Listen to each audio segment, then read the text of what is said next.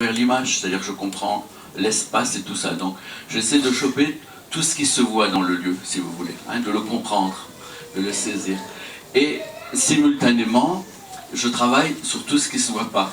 C'est-à-dire que je travaille sur le lieu, sur sa mémoire, sur son histoire, sur les choses oubliées et sur sa valeur symbolique, si vous voulez.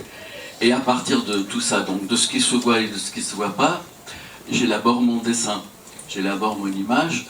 Mon image, quand je viens la mettre dans ce lieu dont elle est née en quelque sorte, vous voyez, elle est née du lieu lui-même, elle doit venir, quand c'est réussi,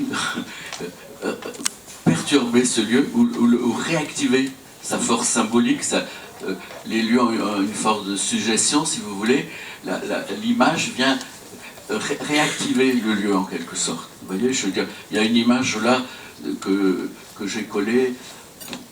Moi, j'aurais pas dû prendre cet exemple. Bon, non, parce qu'il y a beaucoup de choses qui se superposent. Il y a une image qui est collée sur les escaliers du métro Charonne. Alors pour les gens qui ont mon âge, ils savent ce que signifie le métro Charonne. Les gens, c'est un endroit où ont été assassinés 8 personnes qui manifestaient contre la guerre coloniale en Algérie. Les gens passent tous les jours sur l'escalier et le souvenir de ce drame est oublié complètement. La présence de mon image vient comme réactiver ce lieu, vous voyez, le faire remonter à la surface son souvenir, et il se produit une espèce d'interaction.